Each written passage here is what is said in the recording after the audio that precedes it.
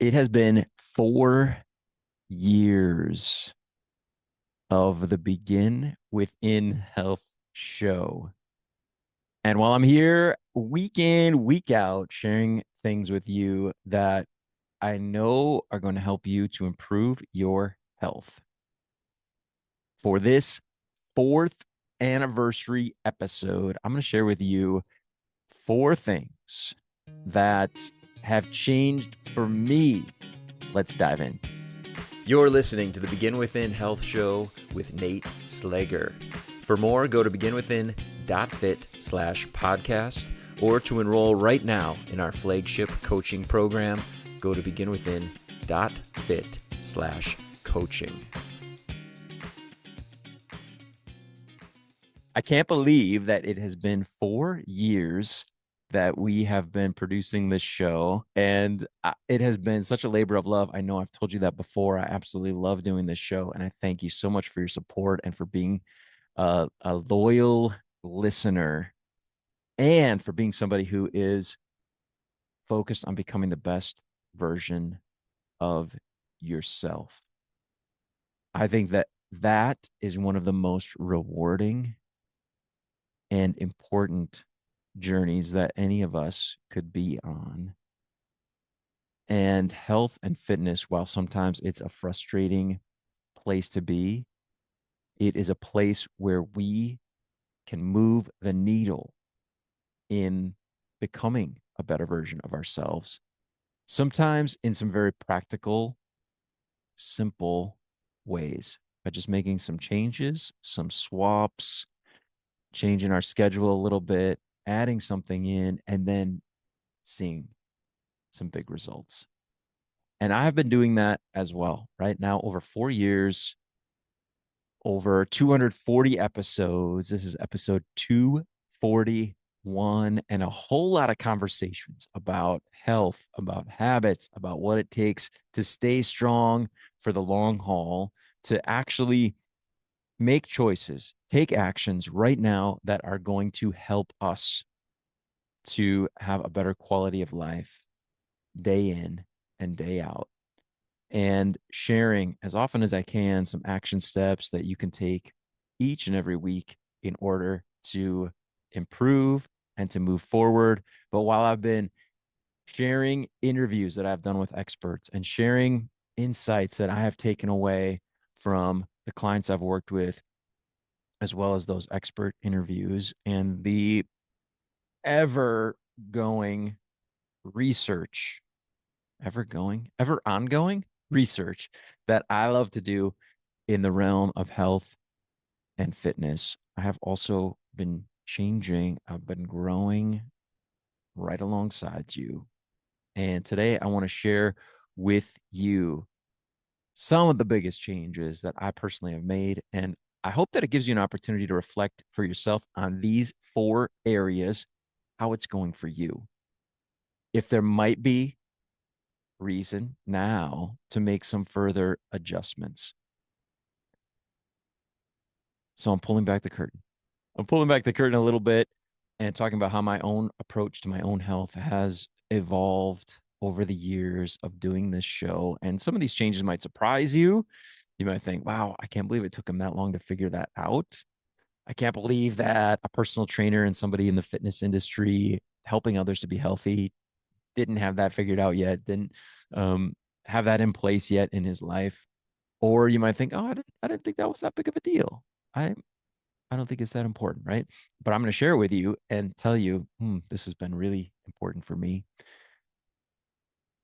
And the reason I'm sharing them with you is because these have improved my life. They've made me stronger, healthier, better than I was 4 years ago. And my hope is that they will do the same thing for you. Now, before I dive into those, I want to tell you about an important change that's coming up now after 4 years of the Begin Within Health show. I'm not stopping. As I've told you many times, I love doing this. I work very hard on each and every one of these episodes, and that work, not just recording the episodes and doing the interviews with the guests, but the work that I do to produce the episode and to promote it. I just love doing it.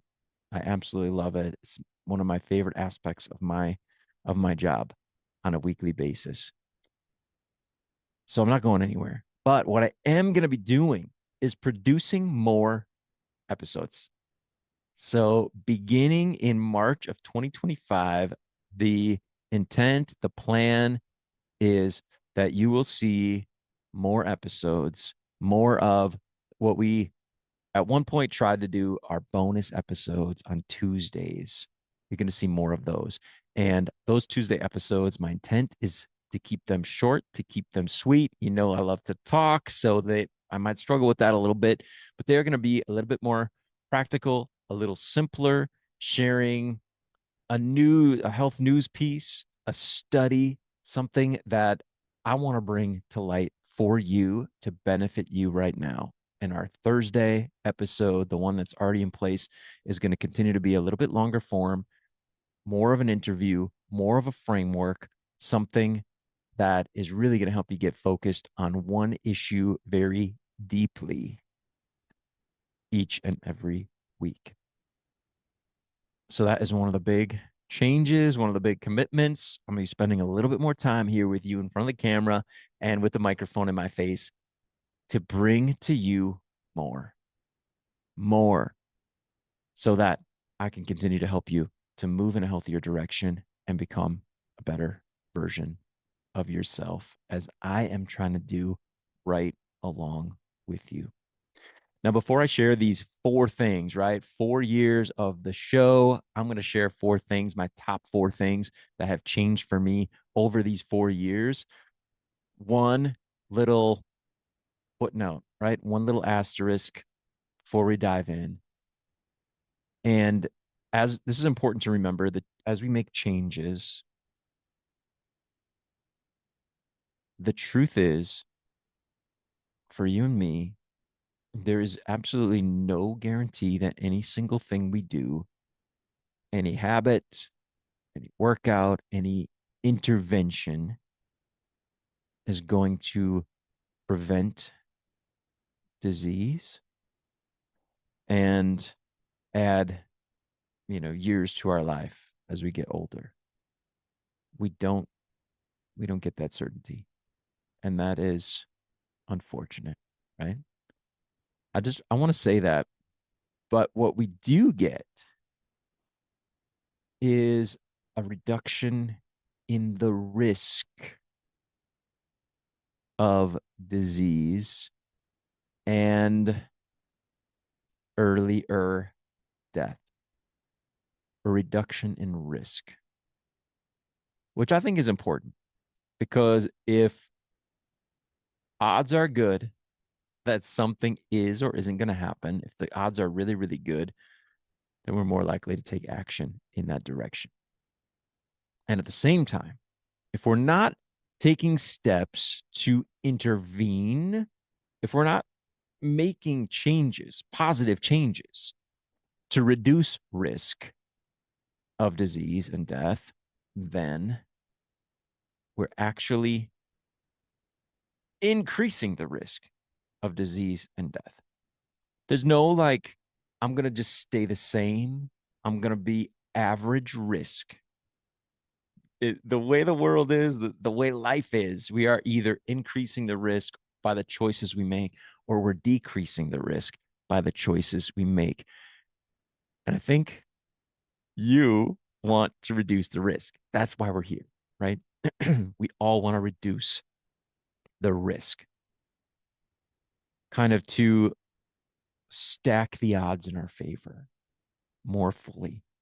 And so we make changes. Every small change that we make, every little bit of knowledge that we apply, it does that. It stacks the odds in our favor. It reduces the risk. So let's continue to move forward on that. The other side of it is this: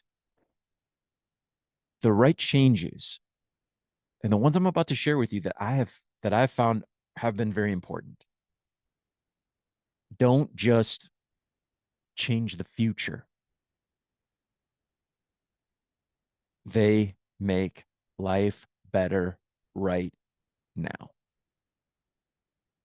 talking about feeling better, talking about being more confident, having more energy, being a better version of yourself right now. It's not just about avoiding disease in the future. Well, if I do this, maybe I won't get sick later. It's not just about that. The changes that we make, and we know we're on the right track when we feel better in the process. We're a better version of ourselves now as a result of making those changes. And that's what gets me most excited. That's what tells me I'm on the right track. Personally, that's what you should view for yourself as well, to be the thing that tells you you're on the right track. You feel better now. Things are working out better now. My body is feeling better now. My body's working better now as a result of the changes that I have made. We don't just have to wait decades to see if something worked. When we're on the right track, we feel it. And so now I'm going to share with you 4 big shifts that I've made. I'm not doing this to toot my own horn. In fact, like I said, as you're listening, you might be like, are you kidding me? He didn't figure that out yet. He just figured it out in the last 4 years. I'm going to share with you 4 big shifts, 4 big changes that I have made personally. And I can absolutely say these 4 changes were made as a result of listening to expert after expert here on the show that I've interviewed, that I've shared with you in the episodes. They've talked about these things. As a result of that, and sharing action steps with you, I have said, all right, Nate, you got to look at this. You got to do better in this area so that you can get the benefits, so you can feel better and hopefully improve health. All right. Number 1. And I would say this is a big number 1. Okay. Huge for me. Prioritizing sleep, making it a priority. And I've said this before, and of course, we've had experts on. They've said if there's one thing you're going to focus on, one thing that's going to absolutely move the needle in your health now and long term, it's sleep. The more I've learned about it, the more important it's become to me, person, to take a look at sleep.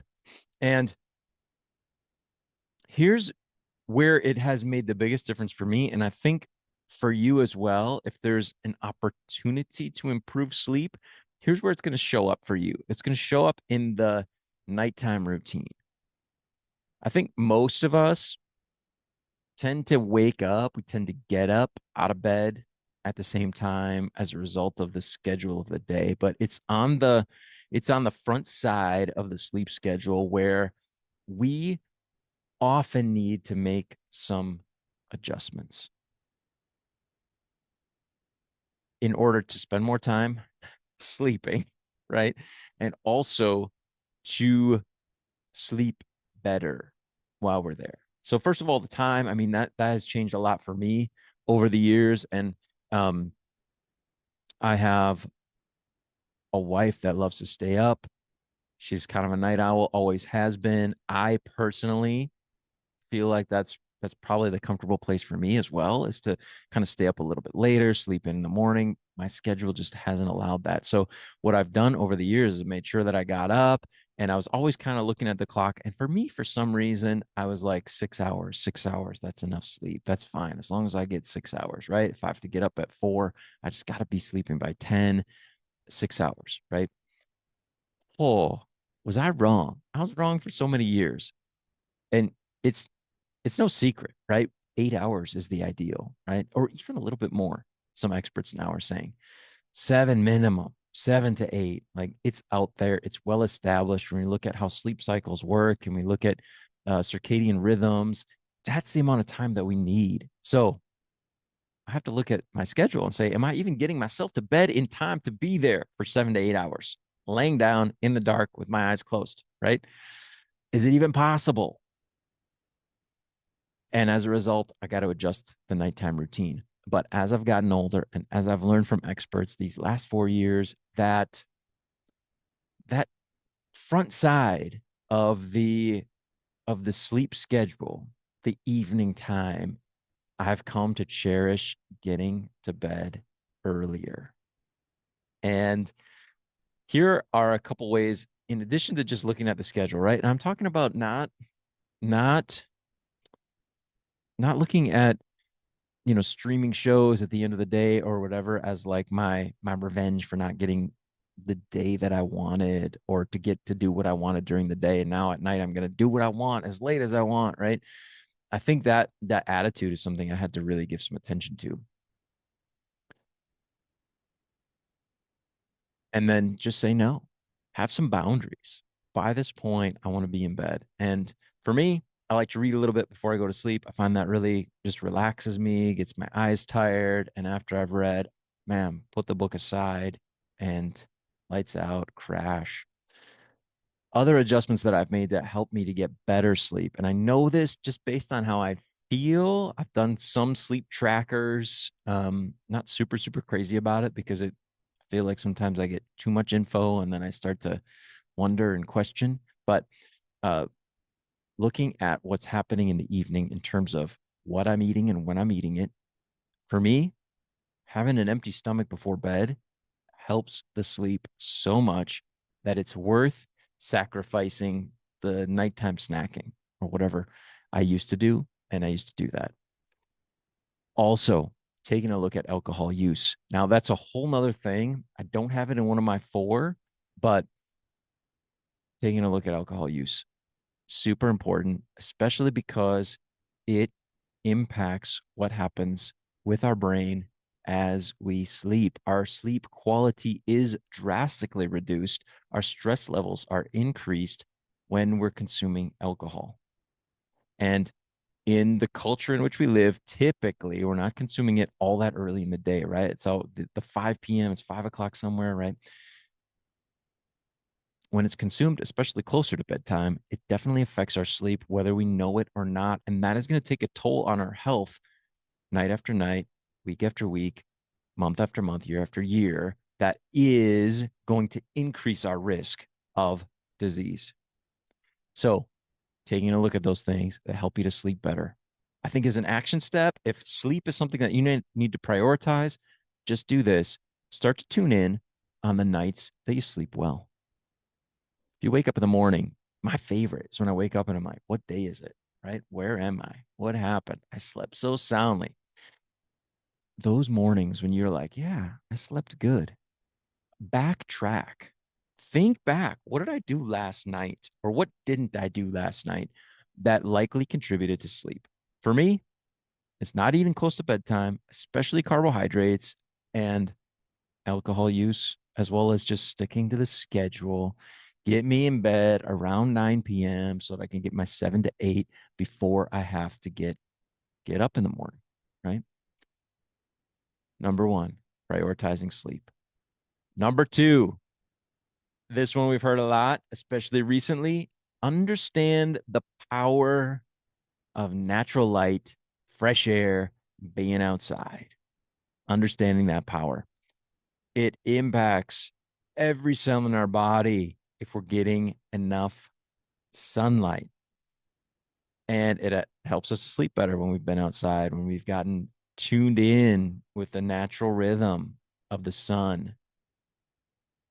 Getting more time outside, including in the winter time. Right now, for me, it's winter. It's very cold out, but getting outside, I get out multiple times a day with the dogs. We aren't a put the dogs outside family. We take them out every single time. And for me, it allows us to then get outside with them every single time they have to go out. We are out as well. And it has benefited me so, so much, not just in appreciating the sunset, the sunrise, what the sky looks like today, but feeling just feeling better overall, more energized, being tired when my head hits the pillow at night because I've used that extra energy, gotten that fresh air. For me, I haven't been wearing sunglasses Obviously, I'm not looking at the sun. I'm not being, foolish about exposing my eyes to bright sunlight, but just realizing like, hey, I want to soak up as much of this daylight as I possibly can while it's available. Um, and then just breathing, just being out there and cherishing the time to be outside, especially with the family, the pets. If you've got kids, they love being outside. It is worth it. It is an investment. The time and the energy that you invest in being outside, it pays you back. And it's something that is going to reduce the risks that we talked about at the outset of this conversation. So, action step for you, just take a look at how often you are able on a regular basis to be outside. The sun's out every day. It would be good to make sure, if I may just make a concrete recommendation here, give you some advice, it would be good to get out there every single day, spend some time outside, get some fresh air, get under the sky. You'll benefit from it. I know you will. Like you said, it feels good. You're gonna feel better every time you do it along the way, and it's going to improve your health. And this is a big one for me that shifted as a result of hosting this show and hearing expert after expert talk about this. Now I need to understand the power of daylight and prioritize time outside under the sky every single day. Number three, and this is one where you might be like, oh, I can't believe you just figured this out, Nate. Number three is making better, smarter, healthier food choices. But here's the reason why.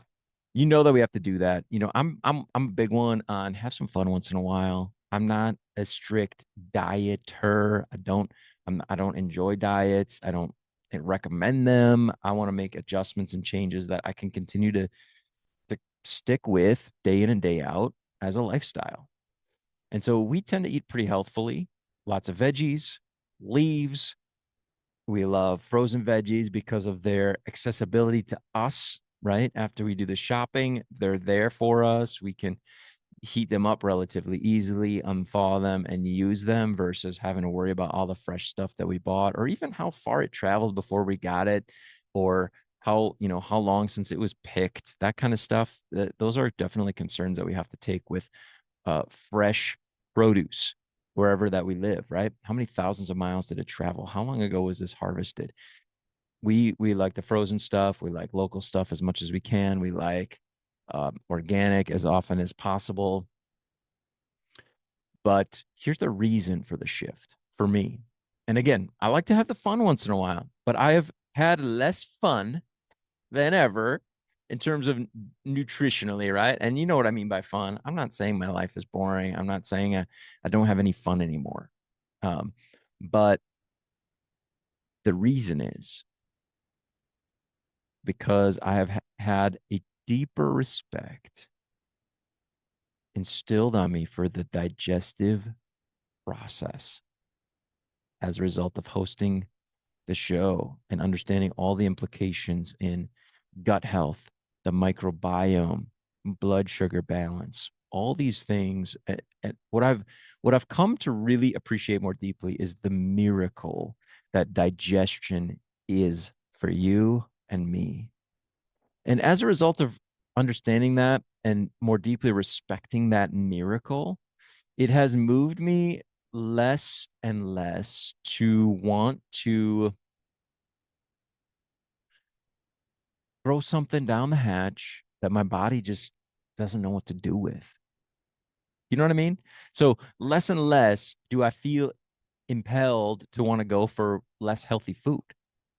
And more like if I'm going to put my body through this miracle, and it's a very energy intensive process to digest food, to try to get the nutrition out of it so that it can my body can get those nutrients into my cells. Well, I'm going to give it some good fuel in order to do that work. I want to give it something to work with. and not just throw some less healthy thing down the hatch. And now my body's like, what am I supposed to do with this? Because when we're doing that on a regular basis, the more and more often that we do that, what happens? The incidence, or rather the risk of disease increases, right? You're with me. Talked about this at the beginning. The more often that we put stuff down the hatch, our body doesn't know what to do with. The body is going to do something with it, but the response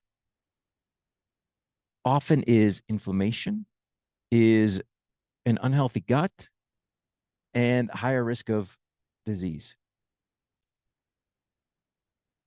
So it's the respect for the miracle of digestion that has led me hosting the show now to, I wouldn't say practice what I preach more often, but to follow through on providing my own body with better nutrition.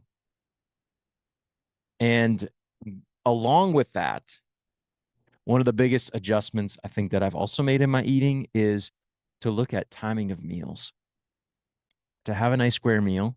We've talked about this many times, but to have a square meal, we're talking about protein, fiber, veggies, and then the healthiest, most nutrient dense carbohydrate that is available to me. That makes a good meal for me. And consuming those all together, letting my body do its thing. And we're talking about like 3 to 4 hours in between meals, letting things digest, kind of reset, and then repeat. The old way, I used to just kind of grab whatever I could whenever I could. I was sort of a grazer throughout the day. Let me have a protein bar, protein shake. Okay, now I can sit down for lunch. Now, you know what? I just have time for a few more bites here, and oh, dinner's coming up. Like, it's a much more intentional process. And I understand that it might cause you a little stress to start thinking about having to be more intentional, having to be more structured, more scheduled, but it's for your benefit. Experts are telling us that this is the healthiest way to go. This is the healthy way to eat. So, what I want to encourage you to do as far as action steps is take a look at just nutrition in general for you, respecting the miracle of digestion. What adjustments can you make? Rather than think about taking things out, think about adding things in. Add in nutrition rather than taking out things that we might think of as junk, right? Or what I call fun. We're going to end up having less of that as we have more of the healthy stuff that's going to make us healthier. And then giving yourself some time in between meals. And like I mentioned, you might find, like I did, going to bed with an empty stomach, having eaten, 2 or 3 hours prior to bedtime, you're going to get better sleep. You're going to feel better. And as a result, lower the risk of disease for yourself and feel better in the process, day in and day out. All right. So we had prioritizing sleep. We had time under the sky outside. We had respecting digestion. And here's number 4. And this one, I have come to appreciate from the old days of just beating myself up physically with my workouts and having a very strict workout plan for the day based on a bigger program. I was like, this is what we're going to do. We're going to do it no matter what. If it hurts, we're going to go anyway. Listening to my body. Number 4, big adjustment that I have made. And then being okay as I'm listening, being okay with adjusting things down today or this week based on what is happening. Now, I feel personally, this is just me, that I feel the best I've felt in my entire life. And I'm not saying that to brag. What I'm saying is, in the old days when I was in the gym all the time and I was a personal trainer, just beating myself up. We would just go, go, go, go, go. 2 workouts a day. Like, if it hurts, it doesn't matter, right? No pain, no gain. That whole mentality. I spent weeks at a time every single year weeks that I didn't work out because I was injured. Back, shoulder, knee. I'm serious. Oh, I can't do legs this week. I got to just do upper body. Like, I haven't done that. That hasn't happened now in years. Why? Because I'm listening. I'm okay, right? There's no ego in the gym. And honestly, now I work out at home, as you know, and I have done ever since 2020. There's no ego here. We do what we can. We get in good workouts. We do good quality movement. So my mindset has shifted, and modifying a workout is absolutely no problem for me. And I don't want it to be for you either. So what this has resulted for me in is more consistency, actually more workouts, right? As I look at an entire year, I'm not spending those weeks hurting. And of course, I'm not hurting, right? Wow. Isn't that awesome? No pain. I love it. So listening to the body, right? And of course, that's influenced the way that I train others, the way that I work with the clients that work out with me every single day. We don't have any problem adjusting. If we got to make adjustments, it's good. Thank you so much for bringing it up, for giving me the opportunity to do this, to make adjustments in intensity. And of course, I have no problem now doing that for myself either. Zero ego at 43 years old, feeling the best I've ever felt, lifting heavier in lots of, the exercises that I've done over these years, now lifting more consistently than ever before. And it's come as a result of listening. Action step for you there. Think about the consistency of exercise for you and consider this. Might it be more consistent if you were a better listener? If you were a better listener to your body? Workouts don't have to be uncomfortable, push through the pain, no gain. That's not what is going to benefit you long term. Consistency is what's going to benefit you long term. And some is so much better than none that once we start talking about what that some actually is, who really cares? Just do something, move your body, move it consistently.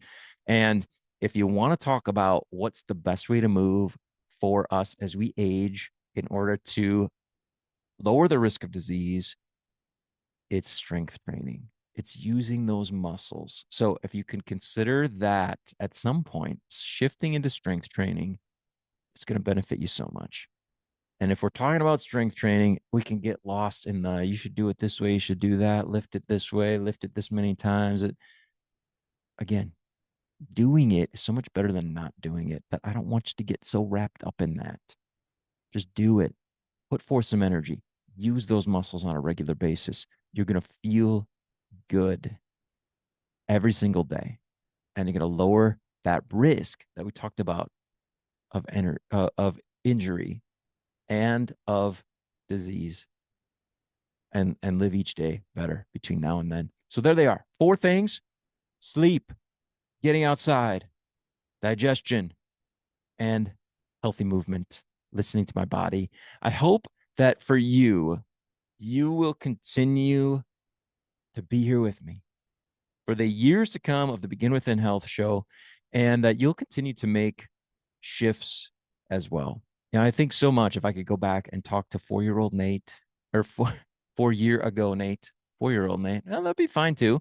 But 4 years ago, Nate, and just give him this advice,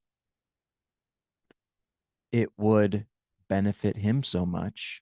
Of course, we can't go back. All we can do is move forward. And there you have it. You have those 4 things from the 4 years of the Begin Within Health show that I've been so blessed to be able to host. And remember, this isn't about being perfect. It's about staying in the game for the long haul. It's about lowering the risks for the future and about in the meantime, day after day, being the healthiest version of ourselves that we possibly can. So that's me. I would love to hear from you. I want to know, what is one way that your health habits have changed over the last few years? I would love to know that. And if you would be so kind, feel free to shoot me a message, tag me on social, at Nate Slager, and let's celebrate.